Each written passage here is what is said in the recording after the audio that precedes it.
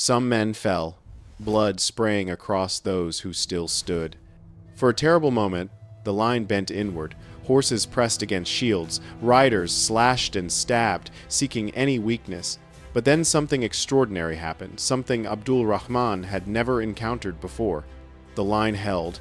Frankish warriors in the second rank stepped forward to fill gaps. Fallen shields were replaced instantly. And those bristling spears, those peasant weapons wielded by men fighting for their homes, began to take a horrific toll. Horses impaled themselves on the forest of iron points, screaming as they died. Riders were unhorsed and dragged down into brutal close-quarters combat, where Frankish axes and short swords made quick work of them. The Umayyad cavalry pulled back, regrouped, and charged again. Surely, this time, the Franks would break. But again, the shield wall absorbed the impact. Again, men died by the dozens, but the line refused to shatter. What should have been a swift, decisive victory turned into a grinding nightmare. Each charge failed, each retreat left more dead.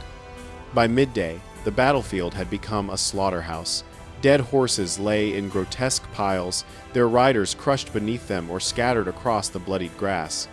The autumn leaves were no longer gold and red, they were soaked crimson, the air thick with the copper smell of blood, the stench of split bowels, the acrid smoke of sweat and fear. Both armies were exhausted, gasping for breath in air that seemed too thick to breathe. Charles Martel rode behind his lines like a specter of war itself, his voice hoarse from shouting encouragement. "Stand firm! Every moment you hold is a victory! They break against us like waves against stone!" His men, battered and bleeding, found strength in his certainty. This was no longer just a battle, it was a test of will. Who would break first? Who would surrender to despair? The Umayyads charged again, and again, and again. Each assault was launched with the desperate hope that this time, finally, the Frankish wall would crumble. But Charles had chosen his ground too well, and drilled his men too thoroughly. The shield wall had become something more than a tactic, it had become a living organism, absorbing damage and striking back with cold efficiency. Hours passed in this brutal rhythm. The sun climbed across the sky, watching the slaughter with indifferent light. Then fate intervened with the cruelest weapon of all, rumor. Somewhere in the chaos, word began spreading through the Umayyad ranks that their camp was under attack. The treasure they'd gathered across years of conquest, gold from Cordoba, silver from Bordeaux, jewels beyond counting, was supposedly being plundered by Frankish raiders. It may not have even been true, but in the fog of battle, truth matters less than belief. Panic rippled through the Muslim cavalry like poison in water. Some riders wheeled their horses around, abandoning the front line to protect their wealth. Others hesitated, torn between duty and greed, between loyalty to their commander and the instinct to secure their fortune. The discipline that had carried them across continents began to fracture. Their formation, already battered by hours of failed charges, started to dissolve. Charles saw it instantly. A predator recognizes the moment prey begins to flee. "Forward!" he roared. "Press them! Now!" The Frankish infantry, exhausted though they were, found one last reserve of strength. They pushed down the slope, shields locked, spears thrusting, axes rising and falling like brutal pendulums. What had been desperate defense transformed into savage counterattack. The Umayyads, caught between the hammer and their own confusion, began to give ground. Not in an organized retreat, but in something far more dangerous. The first whispers of a rout. Abdul Rahman knew his army was unraveling. This veteran commander who had conquered kingdoms now faced the unthinkable: defeat. He rode furiously among his men, his voice carrying above the chaos, urging them to remember their faith, their mission, their pride.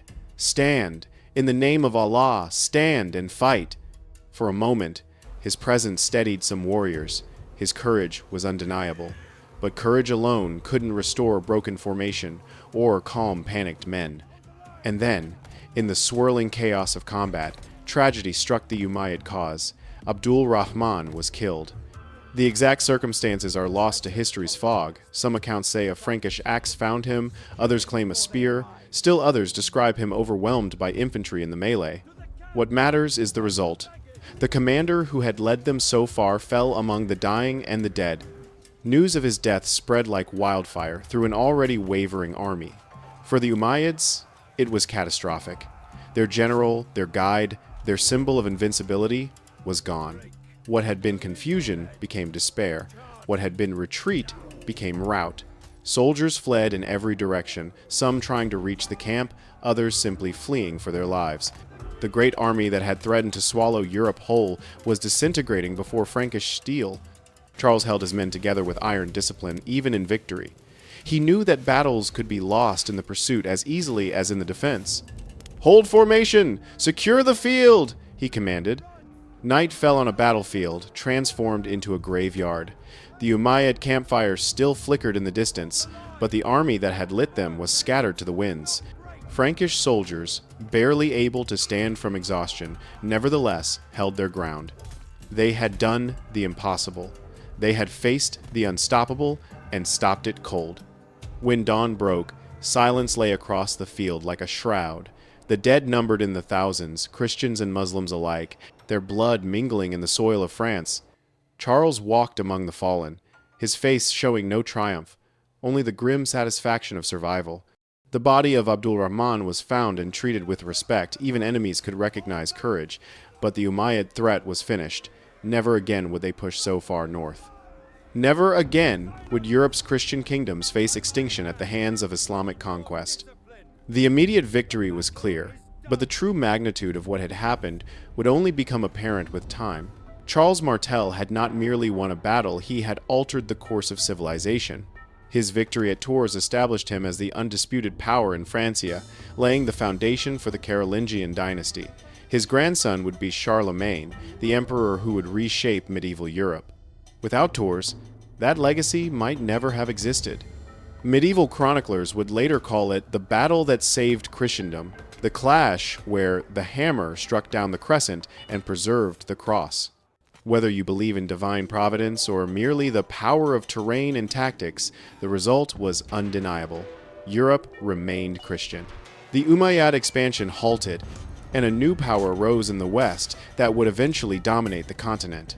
Some modern historians debate whether the Umayyads truly intended to conquer all of Europe or simply sought plunder and tribute, but for those who stood in the shield wall that cold October day, there was no doubt. They believed they had saved their world, their faith, their children's future, and perhaps they had. History turns on such moments when ordinary men face impossible odds and somehow find the strength to stand. The Battle of Tours was more than swords and shields clashing on an autumn field. It was a collision of civilizations, of faiths, of destinies. In the thunder of hooves and the screams of dying men, Europe's path was forever altered.